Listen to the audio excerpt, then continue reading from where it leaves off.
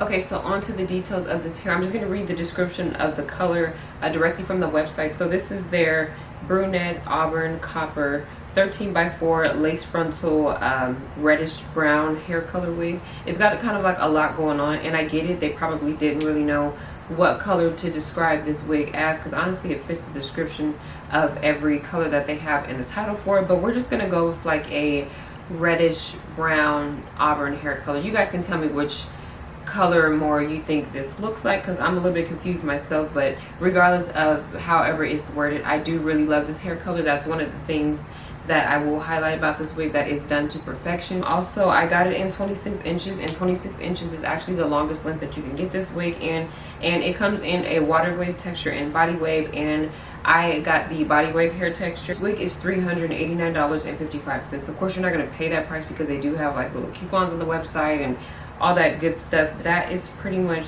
that. So with it being a 13x4 cap construction, of course you are very limited on the parting space. So this is pretty much all I was able to do, was take it from here and then just kind of like curve it around. So some of the pros of the hair is going to be the hair color, and then the lace. The lace is actually pretty good. Now I don't know if this is HD lace or not because it doesn't say, so I'm going to assume that it's just regular Swiss lace. Let me actually clarify that. Let me see if it says anything.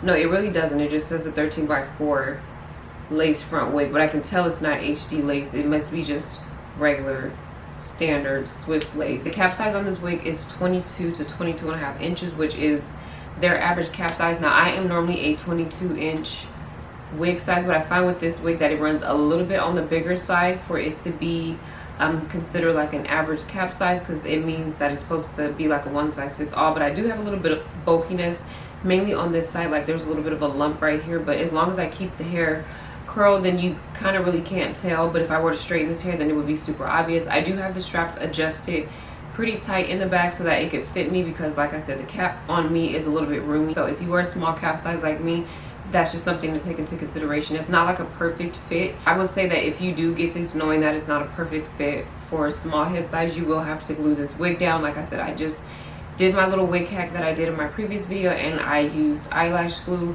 to do that because I don't think just the free spray alone or the even lace spray that I would normally use was gonna like hold it and make it secure. I did that the first 2 installs and it just kind of kept lifting and coming out of place because it's not a proper fit. So that's something that is a little bit of a drawback with the hair. The next thing that I do want to talk about is the amount of like tangling and snagging that I got with this hair, which is so unfortunate because like I said, I'm really in love with the color, but every time that I go to comb this hair, it snags a little bit and I lose a little piece of hair. You guys know like when you comb it and it snags and a little bitty hairball comes off, like it has done that each and every time that I have combed this hair.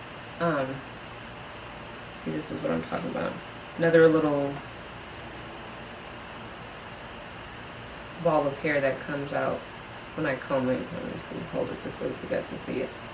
When I have washed this hair, so that is very disappointing because this wig already as it is only 150% density, which is my next issue. I do wish that it was a little bit more fuller than what it is. Like they could have made this into a 180% density wig and then I feel like it would have been a lot better, but it is a little on the thin side. I don't really know too many people who are getting like body wave and straight wig textures in a 150% density. That density I look at for like kinky straight or yucky straight hair, not necessarily body wave hair, because I just don't feel like it's enough. As long as the hair keeps snagging every time I go to comb it, that's going to lead to like more and more shedding. This wig is already on the thinner side, being that it is only 150% density, so that is probably going to be the biggest con for me.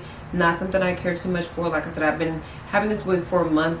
It's been pretty consistent with the amount of shedding and tangling that I've been getting with it, like I said, which is such a bummer because it's such a beautiful color. So I mean, this is not a perfect unit. It definitely has potential. I hope that they would, you know, come across my video and make some improvements on this unit because it is really nice, but it just has a little bit of things that are kind of like, I would say, not acceptable when it comes to a wig, because it's going to end up like feeling like it's not worth it. I know I've gotten pre-colored units before. When I go to wash them, they tend to bleed a lot. This unit didn't do that, surprisingly. Yeah, you guys can see like the nice shine that the hair has, which is always a plus, because you know, dry, dull looking hair means you'll have to like overcompensate and use product on it, but I didn't use any type of shine product or anything on this hair. So overall, like I said, I've been wearing this wig.